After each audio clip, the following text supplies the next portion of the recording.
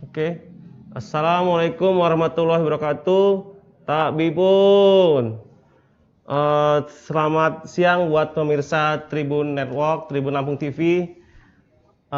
Siang ini kita kembali di program Tindak Tribun Kriminal yang disiarkan langsung oleh Tribun Lampung di channel YouTube Tribun Lampung dan Facebook Tribun Lampung.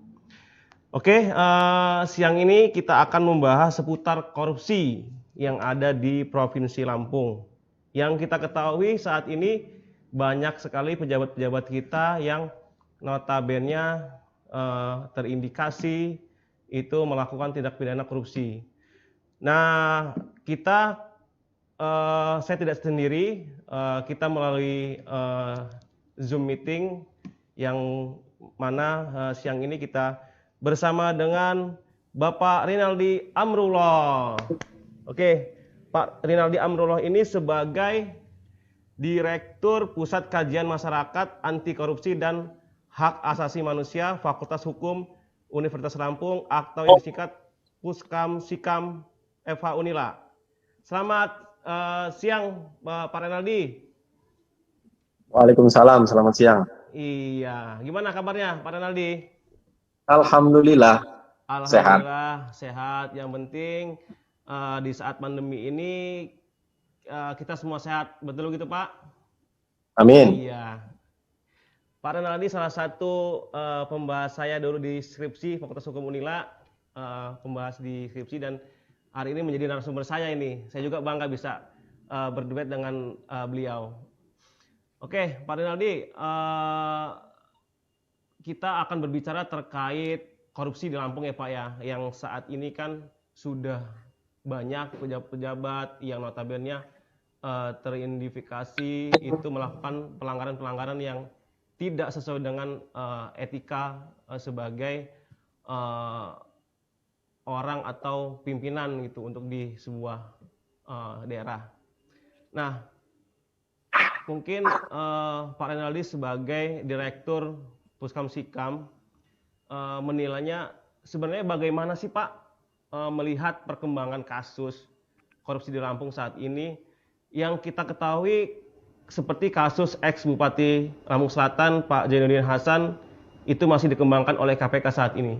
Nah itu gimana menurut kacamata Pak Direktur Puskam-Sikam yang juga akademisi Fakultas Hukum Unila? Baik, terima kasih atas waktu yang sudah diberikan pada saya. Sebelum saya masuk ke dalam pertanyaan tersebut, saya pikir akan lebih baik apabila saya menguraikan terlebih dahulu apa sih yang menjadi sorotan di kita, Ya, betul. Kita khususnya di pusat kajian, ya meskipun sebenarnya lembaga ini masih lembaga yang piik lah ya, piik. Ya. Mengingat karena lembaga ini sebenarnya dibentuk insidentil, terus kemudian resource-nya belum banyak, apalagi ditempa lagi keadaan seperti ini dengan jumlah resource dan semua yang ada itu hanya terbatas dan bermodalkan dari kerjasama antara Fakultas Hukum Universitas Lampung dengan KPK dalam hal melakukan perekaman persidangan. Dari perekaman persidangan yang sudah kita lakukan, kita bisa mencatat bagaimana perjalanan perkara tersebut dan kemudian kita juga bisa melakukan semacam analisis ya, meskipun kecil-kecilan ya, yang tujuannya bisa memberikan kontribusi penegakan hukum di Lampung sekaligus dalam rangka pencegahan sebenarnya. Karena yang jadi titik sentral di pusat kajian ini sebenarnya adalah pencegahan. Meskipun kami menyorot penegakan-penegakan yang dilakukan oleh aparat penegak hukum, KPK khususnya. Mudah-mudahan dengan analisis yang kita buat itu bisa mendorong penegak hukum lain juga turut berkontribusi gitu. Saya ingin mengambil catatan dari ICW di mana ICW membuat rilis 2009 penegakan korupsi di Indonesia, di mana ICW membagi korupsi itu berdasarkan modus.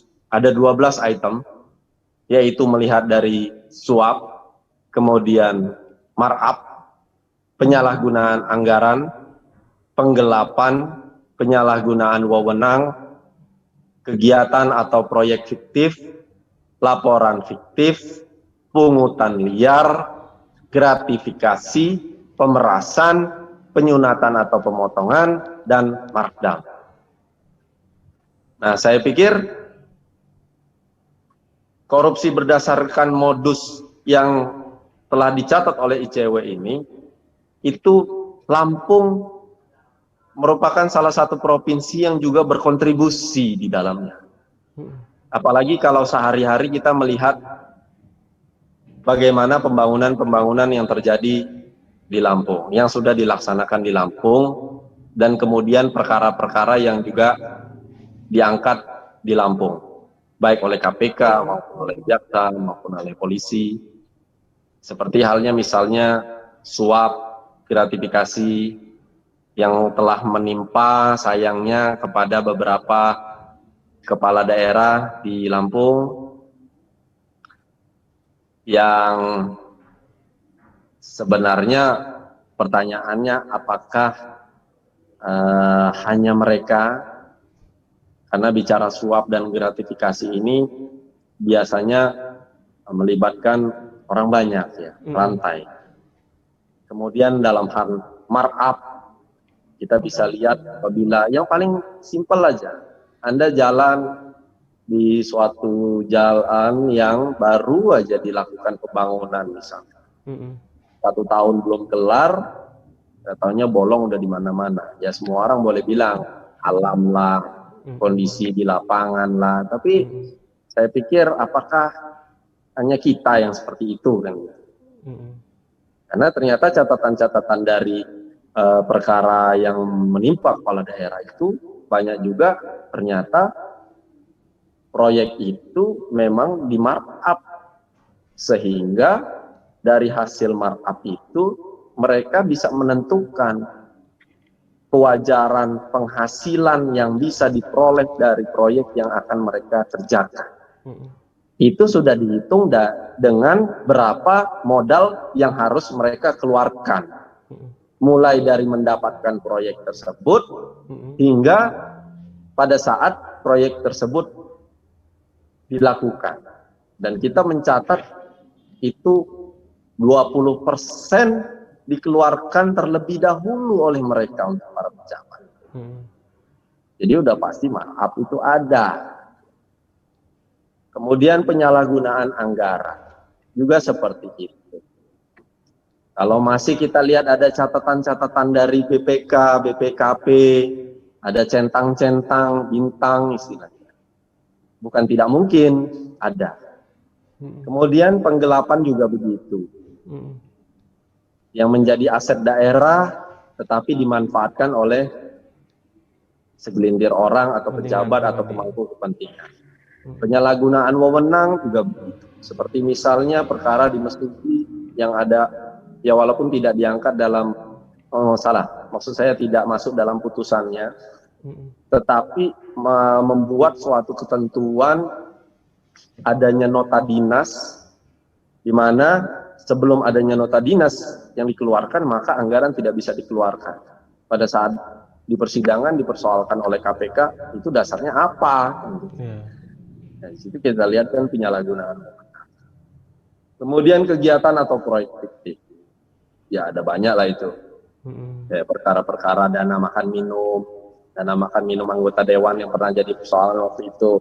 Belum lagi mungkin juga kegiatan-kegiatan yang nggak jelas, atau mungkin juga tempat kami ini penelitian-penelitian yang katanya ada penelitian, tapi mana penelitiannya juga kita nggak lihat kan. Kalau hakinya nggak ada, apa iya ada penelitiannya? Nah, seperti itu kan, proyek fiktif yang sifatnya kegiatan non fisik. Kemudian laporan fiktif juga seperti itu. Kemudian pungutan liar yang dilakukan oleh pejabat atau mulai dari pelaksana hingga pejabat yang terus dilakukan dari atas hingga bawah sampai dirasakan oleh masyarakat, yang catatannya itu tidak ada. Katanya untuk penerimaan negara, tapi pertanyaannya dicatat di mana? Masuknya kemana? Yang seharusnya ada rekening penampungan, tapi yang ada malahan entah kemana setorannya. Kemudian gratifikasi, perkara-perkara yang melibatkan di pejabat-pejabat kepala daerah di Lampung ini rata-rata itu gratifikasi, baik langsung maupun dengan modus melalui tangan ke tangan atau menggunakan saudaranya atau siapapun. Kemudian pemerasan juga begitu. Pemerasan itu lebih banyak kepada seperti kewajiban seseorang setelah dia diberikan jabatan. Setelah dia duduk, kemudian dia harus memberikan. Ya, itu bisa gratifikasi, bisa suap, ya bisa juga kalau menurut saya akhirnya pemerasan juga akhirnya. Kemudian penyunatan atau pemotongan anggaran. Banyak hal, dan kemudian markdown gitu. Nilai yang seharusnya tinggi tapi tidak sesuai. Nah, hal-hal seperti itu saya pikir Lampung juga termasuk yang memberikan kontribusi ya, catatan korupsi berdasarkan modus ini. Kemudian masuk kepada aparat penegak hukum. Yang menjadi dorongan kami di sini sebenarnya sih bukan kepada KPK.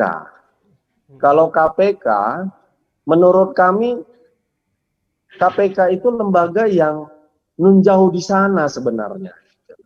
Tangannya tuh jauh, dia di pusat, dia nggak punya perpanjangan tangan. Pekerjaannya pun tertutup, orangnya pun kita tidak tahu. Kita hanya tahu gedungnya, tapi ruang lingkup pekerjaannya gimana nggak tahu kita. Jadi kalau kami sebenarnya tidak kepada KPK, biarlah KPK bekerja sesuai tupoksinya. Dia sudah ada yang mengatur, sudah ada anggarannya sendiri. Yang jadi sentral bagi kami ini justru kepada aparat penegak hukum yang jelas-jelas ditempatkan di daerah. Seperti kepolisian, ada Polda, kejaksaan, ada Kejati. Polda, dia ada Subdit Tipikor. Dari catatan kami, perkara-perkara yang ditindaklanjuti oleh KPK, yang ditangani oleh KPK, itu rata-rata ada ya, yang kemudian tindak lanjutnya itu ditangani oleh jaksa maupun polisi. Apabila Polda mengatakan bahwa itu perkara KPK, sepanjang penyidik itu ada di kepolisian, Subdit Tipikor itu ada di kepolisian, itu bukan tidak mungkin remeh-remehnya itu mereka bisa angkat seharusnya. Gitu juga kejaksaan. Apabila kejaksaan bilang ini kan polisi sebagai penyidik awalnya misalnya. Loh, dalam undang-undang kejaksaan itu jelas ada pasal yang menyatakan bahwa jaksa juga sebagai penyidik. Yang namanya penyidik itu diberikan kebebasan untuk berpikir, untuk bekerja, untuk berinisiatif. Persoalan mengenai data, kemudian mengenai koordinasi, itu saya pikir bukan hal yang mustahil ya. Contoh, terhadap tindak pidana yang sifatnya khusus, misalnya tindak pidana seperti kehutanan, terus kemudian obat dan makanan, itu polisi kan pada akhirnya juga menjadi penyidik di situ. Meskipun mungkin penyidikan awalnya menggunakan aparat-aparat yang punya spesifikasi khusus di situ.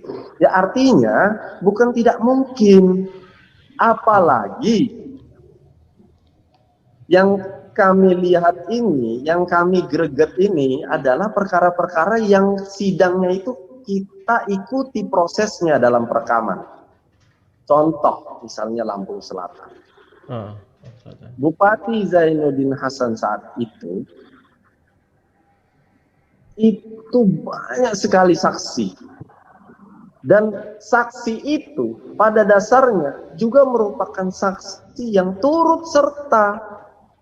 Gitu. Ini saya langsung sebut nama aja nih ya. Ini kalau bisa langsung dikonfirmasi, kami punya rekamannya juga. Misalnya Pak Ahmad Bastian, yang saat ini sudah menjadi anggota DPD. Itu beliau itu jelas menyetor. Nyetornya berapa itu ada di catatan kita lah. Gitu ya. Kita sempat bikin rilis. Tapi ya udah begitu aja. Saya heran juga. Kok bisa? Jelas-jelas di persidangan itu udah keluar semua pernyataan. Siapa-siapa yang menyetor, siapa yang ngasih duit, siapa yang nerima duit, uangnya dikemanain, yang menggunakan. Tapi kepolisian dan kejaksaan dan ya maaf ya, masyarakat Lampung Selatan juga menurut saya ya biasa-biasa aja gitu. Seperti melihatnya tuh kayak gini loh, orang tuh kena korupsi itu bukan karena bahwa korupsi itu suatu hal yang salah. Kayak misalnya kalau orang Muslim itu minum Homer lah ya, itu kan semua Muslim bilang itu pasti dosa. Ya. Tapi kalau korupsi ini bukan. Kalau kamu kena sanksi korupsi itu kena apes. Jadi kebetulan itu kamu seperti itu misalnya. Kalau misalnya nggak apes ya nggak apa-apa, kerjain aja. Kesannya begitu. Nah sama seperti akhirnya dalam perjalanan persidangan itu sudah diputus kepala daerahnya, tapi yang memberikan kesaksian yang juga jelas-jelas ada dalam terjadinya perkara tersebut, itu nggak ada cerita sama sekali. Padahal kita punya pasal 55 misalnya, orang-orang yang turut serta. Padahal kalau dalam perkara-perkara tindak pidana umum yang biasa, yang namanya satu perkara itu melibatkan sampai 5, 6, 7 itu biasa kan di pengadilan kita. Dengan menggunakan pasal 55 turut serta semua orang nangkut. Tapi kalau di tipikor heran saya. Padahal putusan tindak pidana itu merupakan akta otentik yang setiap orang bisa menggunakannya. Dan itu dinyatakan dibuka dan terbuka untuk umum. Bisa di-download bahkan. Kalau yang namanya otentik itu tidak perlu lagi dibuktikan. Dia sudah sah, sudah dibuktikan, dan pernyataan yang di dalamnya juga disumpah. Apalagi? Begitu misalnya. Jadi udah tinggal, ya udah, mau ditetapin tersangka atau tidak kan gitu. Bukti-bukti ya sudah ada di situ semua. Ambil aja putusannya, buktinya sudah jelas ada di situ, ya tinggal ditambah-tambah aja kalau ada barang-barang yang mau disita. Misalnya seperti itu. Jadi seperti sekarang ini ada pengembangan dalam perkara Bupati Lampung Selatan. Ada 2 orang, ya. Nah, Pak Hermansyah Hamidi dan Sahron. Ini contoh. Memang kedua orang tersebut pada saat persidangan itu hadir sebagai saksi. Dan memang mereka juga menyatakan apa yang mereka perbuat. Kami sih berpikir saat itu, pasti sama aja lah. Yang penting udah ngasih kesaksian, ya udah beres. Tapi kok entah kenapa KPK terhadap mereka kok naikin lagi. Tapi kan benar juga ada gium masyarakat ini akhirnya yang mungkin bisa diterima di masyarakat. Itu apes. Karena sebenarnya saksi itu banyak. Nah, seperti itu misalnya. Jadi sayang sekali kalau memang kita mau bicara penegakan tindak pidana korupsi yang sebenarnya gitu ya, tetapi justru yang diangkat itu dari perkara-perkara yang remeh-temeh. Saya pikir untuk di Lampung ini gaungnya itu kurang kencang gitu. Kalau misalnya perkara dari dana desa, kepala desa yang menggunakan uangnya. Ya, dari nilai dan nominalnya aja kecil-kecil sebenarnya. Ya kecil ini versi saya karena melihat perkara yang besar ya. Walaupun bagi uang kantong kita itu besar, tapi menurut saya gaung itu akhirnya makanya tidak besar. Tapi coba kalau misalnya mengangkat remeh-temeh yang berangkat dari perkara bupati-bupati ini. Seperti misalnya Bupati Lampung Utara. Kalau uang penggantinya aja 74 miliar.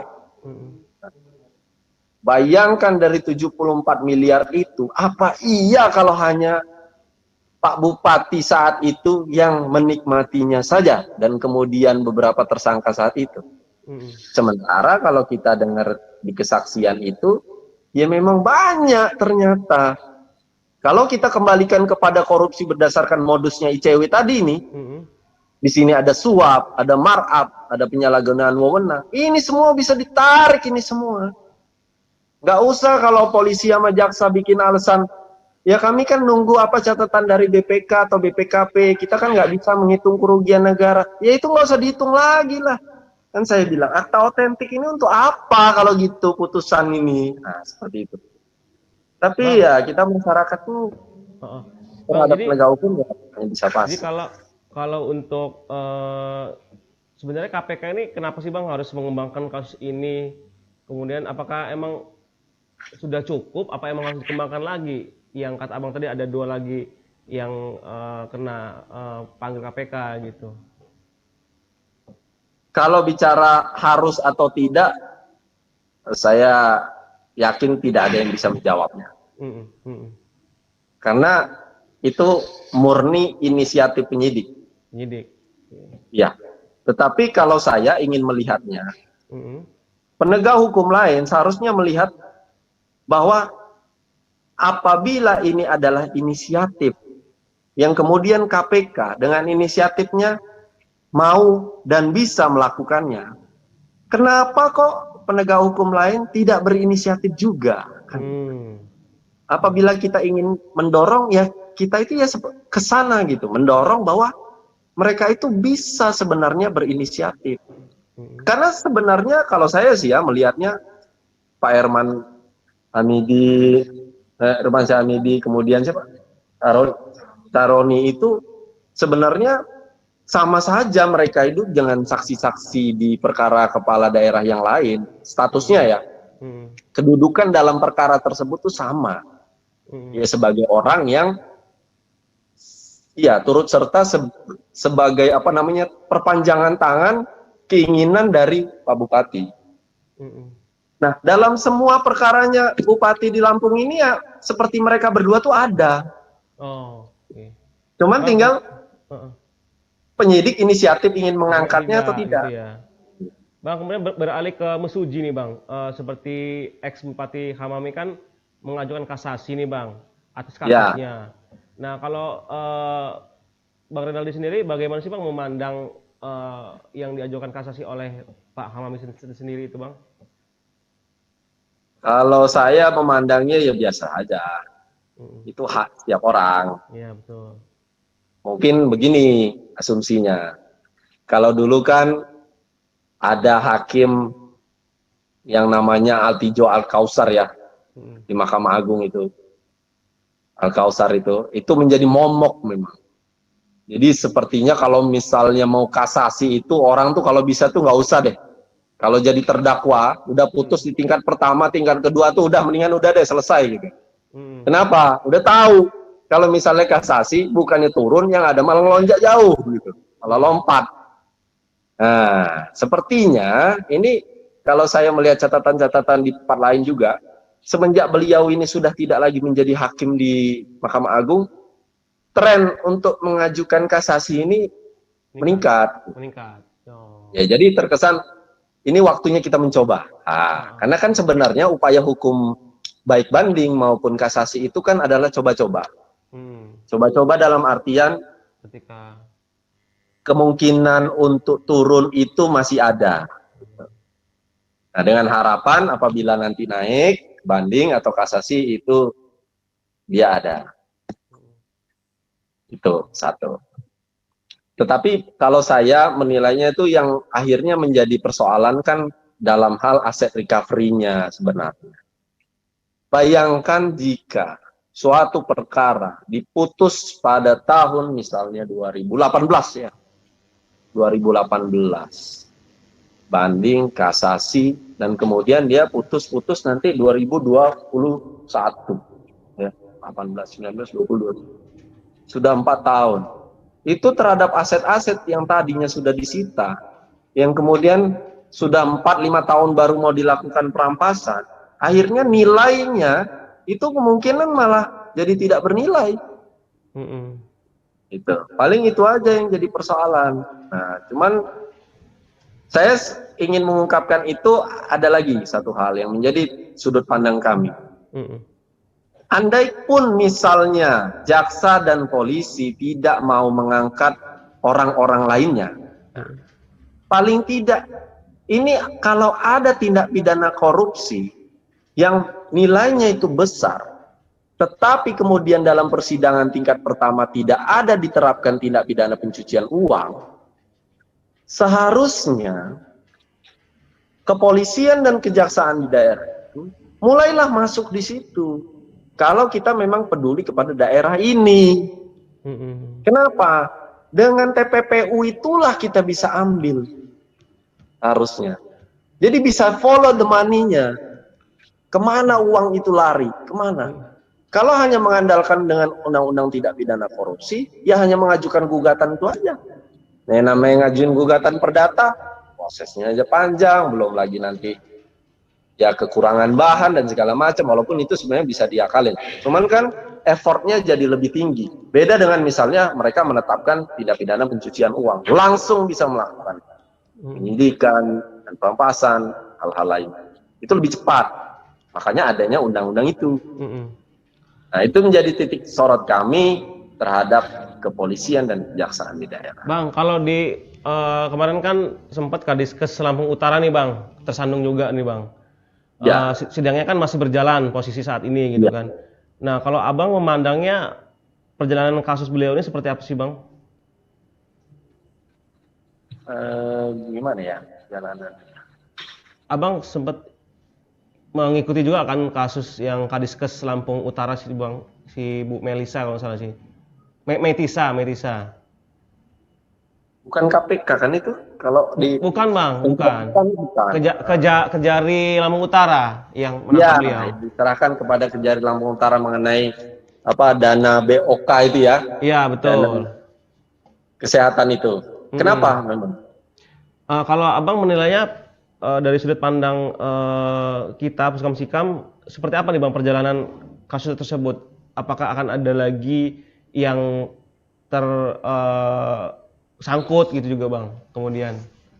Oh, kalau terhadap perkara, kalau terhadap perkaranya, kalau saya itu sepanjang perkara tersebut belum berkekuatan hukum tetap, itu kayaknya kalau kita mau mengkritisi itu juga tidak etis. Nggak etis ya Bang ya artinya ya? Nggak etis, karena biarlah aparat penegak hukum bekerja. Bekerja dulu apresiasi gitu Bang ya? Kita adalah bahwa mereka sudah melakukan tugas dan fungsinya.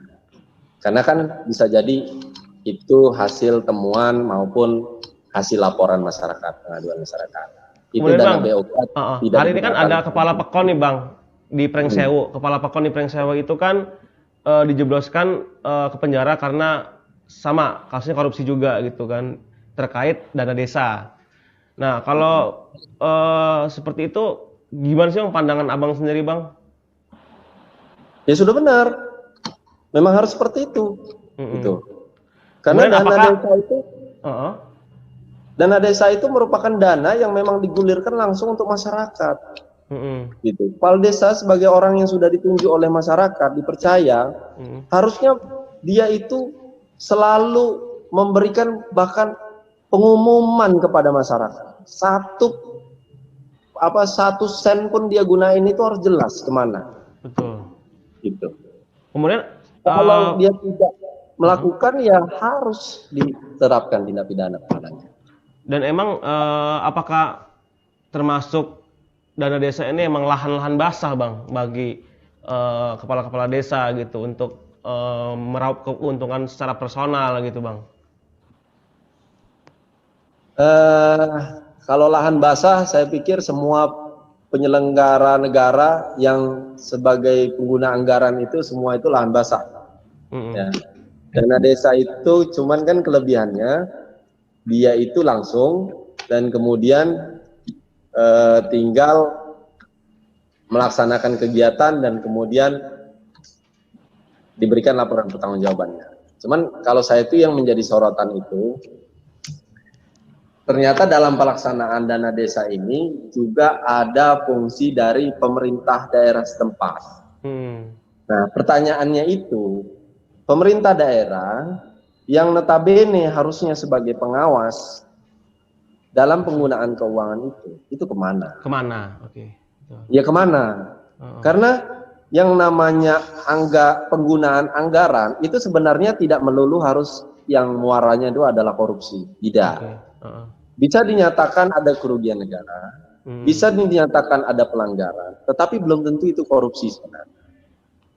Nah, kalau dia sudah sampai ternyata dibuktikan bahwa itu adalah korupsi, nggak menutup kemungkinan yang terlibat itu banyak.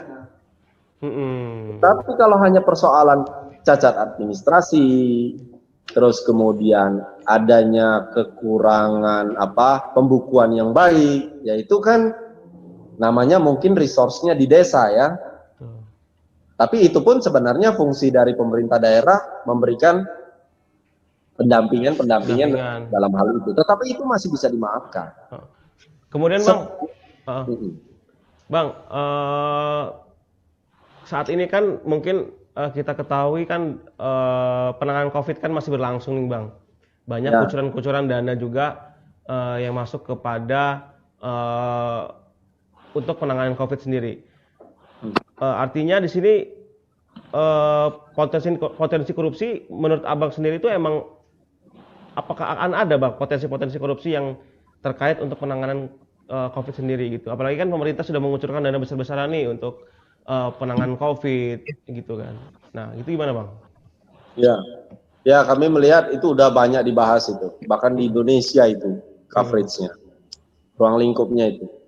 Khususnya apalagi di Lampung. Saya itu yang jadi titik persoalan adalah yang punya kewenangan untuk mengawasi penggunaan anggaran itu di mana? Karena kan ada banyak keterbatasan saat ini. Keterbatasan beda dengan misalnya kita zaman sebelum adanya COVID. Itu bisa langsung diperiksa, langsung dilihat catatannya, semua serba ada surat. Nah, tapi kalau sekarang ini sepertinya lebih kepada percaya-percaya aja. Sepanjang itu ceritanya dalam rangka penanganan COVID, ya udah percaya aja. Percaya aja. Oke. Nah, itu bisa jadi masalah lagi itu. Cuman karena belum muncul sih ya, kita baru hanya bisa memprediksi saja. Tetapi bukan tidak mungkin. Seharusnya pengawasan dana COVID itu seperti apa sih Bang kalau menurut pandangan dari Puskamsikam sendiri? Harus sebenarnya apakah Pemda harus transparan ke publik atau seperti apa diumumkan atau gimana itu Bang? Sebenarnya sih yang harusnya punya akses langsung itu saya melihatnya itu DPRD.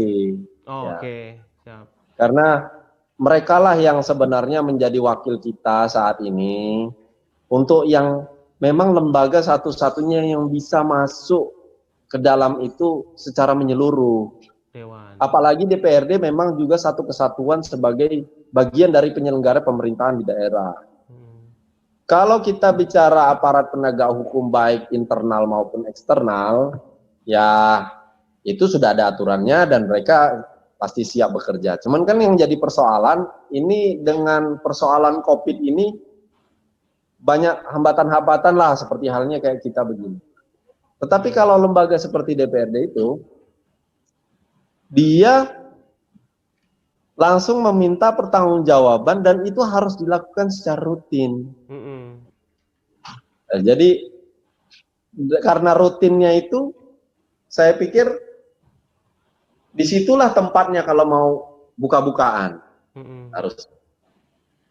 Karena saya melihatnya itu sekarang ini orang mau menyentuh itu juga takut dibilang menghalang-halangi, gitu. Tidak mendukung program pemerintah, walaupun pasti ada keluhan sana sini. Bang, satu lagi Bang, terakhir Bang, pertanyaan terakhir. Ya. Kita kan beralih kepada pilkada nanti Bang. 2020 ini kan ada 8 daerah yang notabene menggelar pesta demokrasi di tahun 2020 ini. Nah, kalau Abang melihat bagaimana sih Bang dengan money politik sendiri yang sebagai bagian besar budaya korupsi yang saat ini pasti ada gitu Bang, tentang money politik tersebut gitu. Gimana Bang?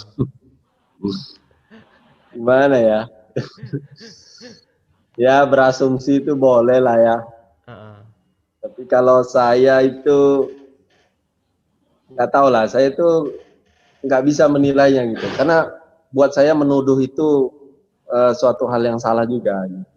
Tetapi seharusnya seperti apa sih Bang seorang calon kepala daerah yang notabene saat ini akan berjuang untuk menduduki sebagai pimpinan di daerah tersebut.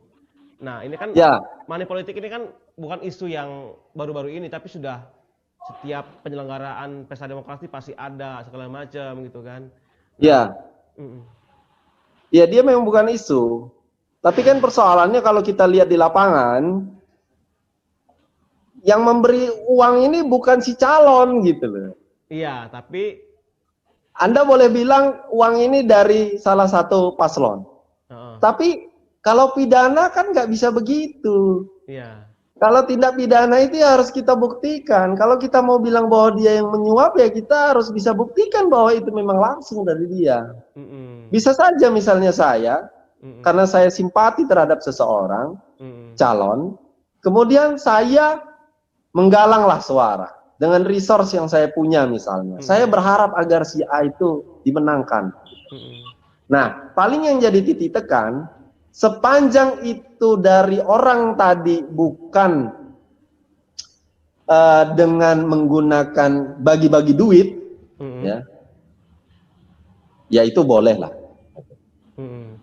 Misalnya dia menggalang, kemudian dia mensosialisasikan programnya, artinya ngebagus-bagusin si calon. Tetapi kalau dia sudah jelas bisa dibuktikan melakukan bagi-bagi uang, ya harus dihentikan. Baik itu ada hubungannya langsung dengan si pasangan calon maupun tidak langsung, ya itu harus dihentikan. Aparat setempat itu harus melakukan semacam misalnya pencegahan, bahkan kalau bisa langsung melakukan penindakan, baik kepada orang yang memberi uang maupun kepada masyarakat yang menerima uang. Kenapa? Terlepas itu ada hubungannya dengan calon maupun tidak ada hubungannya, tetapi kalau bagi-bagi uangnya kemudian temanya yaitu dalam hal kepada salah satu calon, maka itu saya mengkategorikan sebagai suatu pelanggaran lah. Saya katakan, kalau dibilang tindak pidana sudah juga, pidananya apa, bagi-bagi duit itu nggak salah gitu ya, namanya infak sodakoh kali kan. Iya betul. Tapi kalau itu temanya yaitu dalam rangka membagus-bagusin salah satu pasangan calon dengan tujuan apalagi secara jelas-jelas untuk menunjuk suatu calon, itu harus dicegah dan ditindak. Ya ditindak itu kan macam-macam ya, tidak harus dengan penjara, tetapi kan bisa saja uangnya itu disita, diamankan, tinggal nanti dicari mau nggak menyatakan bahwa uang ini memang ditujukan atau berasal dari salah satu calon. Saya yakin tidak ada yang mau ngomong. Cuman paling enggak kita sudah melakukan pencegahan. Kenapa? Karena memang itu merusak.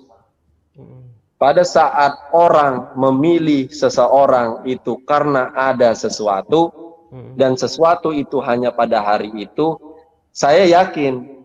Kenapa? Saya yakin kepala daerah lalu-lalu ini yang sudah terlibat masalah, dia pasti nggak jauh-jauh dari itu. Bahasanya itu tidak lain adalah, saya ini pengen duduk modalnya gede loh. Gitu. Yang akhirnya seolah-olah apa yang dilakukan oleh kepala daerah yang terlibat korupsi ini dapat dibenarkan. Kan akhirnya. Gitu. Jadi lakukan pencegahan. Oke. Bang, sepertinya obrolan kita nih semakin menyudutkan untuk kita berpisah nih Bang, untuk di live streaming Tribun Lampung di Facebook dan di YouTube sendiri. Terima kasih banyak nih Bang Rinaldi Amrullah selaku Direktur Puskam Sikam yang juga akademisi Fakultas Hukum Unila atas kesediaannya untuk bisa bergabung di Tribun Lampung TV. Terima kasih Bang. Mungkin ada sambutan lagi Bang dikit Bang dari Abang sendiri untuk pemirsa yang ada di rumah sendiri. Ya, terima kasih atas waktunya juga yang sudah diberikan kepada saya. Paling saya sih ingin berpesan khususnya kepada aparat penegak hukum lokal ya, yang undang-undang sudah memberikan kewenangan kepada Anda itu, kepada institusi Anda. Cobalah lebih kuat lagi. Kalau Anda bisa membuktikan kepada tindak pidana lain itu, Anda bisa bekerja dengan maksimal. Tapi kenapa kepada tindak pidana korupsi saya rasa itu belum maksimal. Kenapa? Kita lihat pembangunan di tempat kita ini. Ya, semua orang juga bisa jawab lah itu. Tanpa ada tersangka sekalipun, kita lihat saja pembangunan. Dan kepada masyarakat, saya sih mengharapkan pengawasan itu juga ada pada masyarakat. Karena sebenarnya suara masyarakat itulah yang bisa mendorong penegakan tindak pidana korupsi. Sepanjang tidak ditunggangi, ya. Karena jangan sampai Anda melaporkan seseorang tindak pidana korupsi terhadap seseorang atau terhadap sesuatu dalam hal politik misalnya, ingin menjatuhkan seseorang. Jangan sampai. Harus karena Anda peduli kepada Lampung kita ini, dan Anda peduli karena pembangunan di tempat Anda itu memang tidak seperti yang Anda harapkan. Demikian. Terima kasih. Terima kasih. Makasih banyak Bang atas kesediaannya. Saya akhiri. Wabillahi taufiq wal hidayah. Wassalamualaikum warahmatullahi wabarakatuh. Oke, pemirsa Tribun Lampung TV, kita akhiri untuk pembahasan korupsi di Lampung saat ini. Terima kasih. Wassalamualaikum warahmatullahi wabarakatuh.